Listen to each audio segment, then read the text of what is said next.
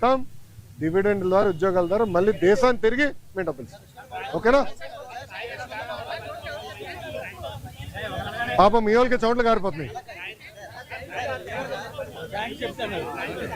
ఒక్క నిమిషం, మళ్ళీ సమాధానం చెప్పొద్దు, పారిపోయిన మీరే రాస్తారు. బాగండి, చెప్పండి సార్. సారీ, రిపీట్ చేయండి సార్. సాయిరెడ్డి గారు ఏమన్నారండి? రాజకీయ సన్యాసం తీసుకుంటున్నా అని చెప్పారు. ఇంకా మళ్ళీ దాని పార్టీలో చేరేది అంటే టీడీపీలో చేరేది ఏమన్నా?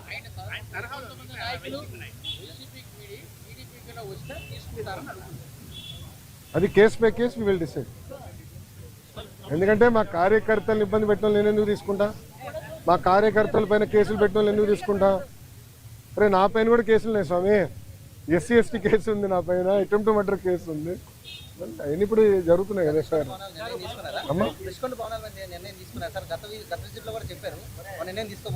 తీసుకోవాలమ్మా. ప్రజలకు ఓపెన్ చేయమంటారా? చూడాలేమో ప్రజలు కూడా. ఒక 3 నెలలు ఓపెన్ చేద్దాం.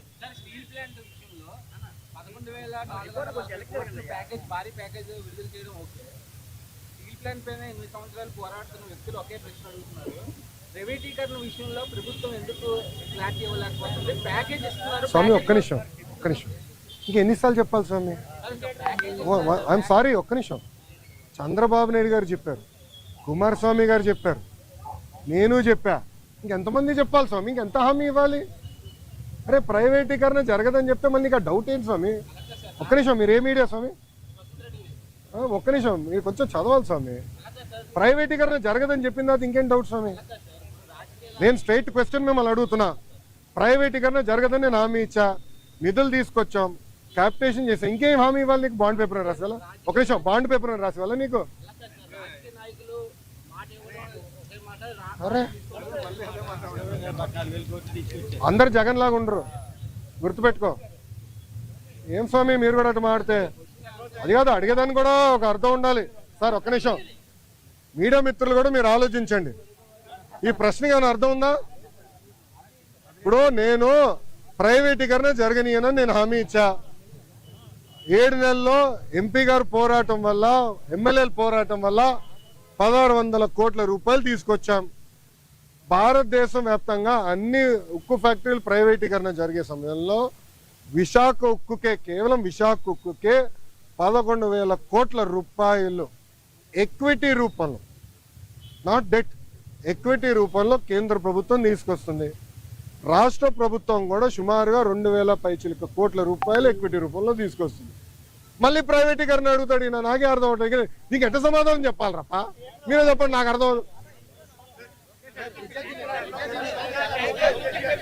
ఒక నిమిషం, నేను చాలా స్పష్టంగా దీని గురించి చెప్పదలుచుకున్నాను. పిల్లలకి ఎలాంటి ఇబ్బంది లేదు ఈరోజు. ఎందుకంటే డైరెక్ట్ యజమాని అకౌంట్లో మేము వేస్తామని హామీ ఇచ్చాం. రైట్, ఆల్రెడీ ఫైనాన్స్ కూడా కేటాయించాం. ఓన్లీ ఇష్యూ ఏంటంటే కేంద్రం నుంచి దళితులకి కేంద్రం నుంచి డబ్బులు వస్తామా, అది లింకింగ్ ప్రాసెస్లో అయిపోతుంది, త్వరలో రిలీజ్ అవుతుంది. సో డైరెక్ట్ అకౌంట్లో వేస్తాం. ఎవరు పిల్లల అకౌంట్, తల్లిదండ్రులకి ఎలాంటి ఇబ్బంది లేదు, వాళ్ళ పిల్లలు చదివించుకోవచ్చు, యజమాని అకౌంట్లో వేస్తాం.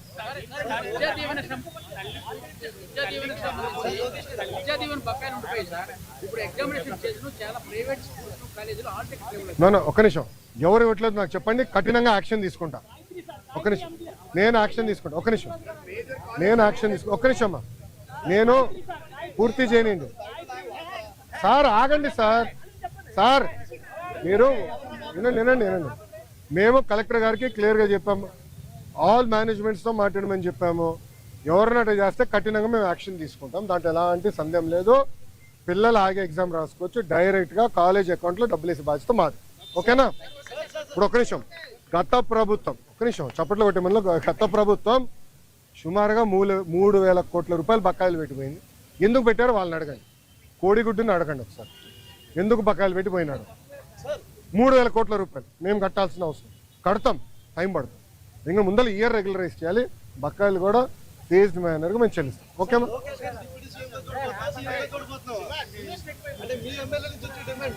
తెలుగుదేశం పార్టీ కార్యకర్తగా చూస్తున్నాను అంతే, నాకు అవసరం లేదు అన్నా. ఒక్క నిమిషం, చంద్రబాబు నాయుడు గారు నాకు ఏ బాధ్యత ఇచ్చినా అహర్నిశలు నేను కష్టపడతా, పని చేస్తా, పార్టీని బలోపేతం చేస్తా. అంతేగాని పార్టీకి చెడ్డ పేరు మటుకు నేను తీసుకురాను. మీరు చూశారు పాదయాత్రకి వెళ్ళా, నా వల్ల పార్టీకి ఏనాడు ఒక ఇబ్బంది కలగదు. నేను ఒక క్రమశిక్షణతో పార్టీ నాకు ఇచ్చిన ప్రతి బాధ్యత నేను నెరవేరుస్తాను, కట్టుబడి ఉన్నా. కొత్త కమిటీల్లో నేను కూడా ఒక చర్చ చేస్తున్నా, రేపు పాలిట్ బ్యూరోలో డిస్కస్ చేస్తున్నా. ఒక వ్యక్తి ఒక పదవిలో 3 టర్ముల కన్నా ఎక్కువ ఉండకూడదు నేను వ్యక్తిగతంగా నమ్ముతాను. అది నా వ్యక్తిగత అభిప్రాయం, పార్టీ అభిప్రాయం కాదు, నాయకుల అభిప్రాయం కాదు, నా అభిప్రాయం, లోకేష్గా నా అభిప్రాయం. నేను కూడా ఈసారి నేషనల్ జనరల్ సెక్రటరీగా ఉండకూడదని నేను భావిస్తాను. ఎందుకంటే 3 టర్ములు నేను అక్కడనే ఉంటున్నాను, వేరే వాళ్ళు కూడా అవకాశం రావాలి. గ్రామ పార్టీ నుంచి పార్టీలో మూవ్మెంట్ పాలిట్ బ్యూరో వరకు రావాలనేది నా లక్ష్యం, నా ఆలోచన. రైట్ ఆర్ రాంగ్ అది పెద్దలు నిర్ణయిస్తారు, నా ఆలోచన అది.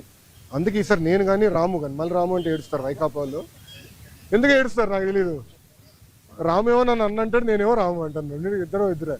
సో రాము కూడా మొన్న రాము నేను కూడా మాడుకున్నాం, దావోస్లో కూడా లంచ్ చేస్తుంటే మేము మాడుకున్నాం. సో రాము కూడా ఏదన్నా నేను కూడా వేరే దానికి వెళ్దాం, వేరే వాళ్ళకి అవకాశం ఇద్దాం, పార్టీలో మూవ్మెంట్ రావాలని మేము అనుకుంటాం. ఓకేమ్మా, థ్యాంక్ యూ.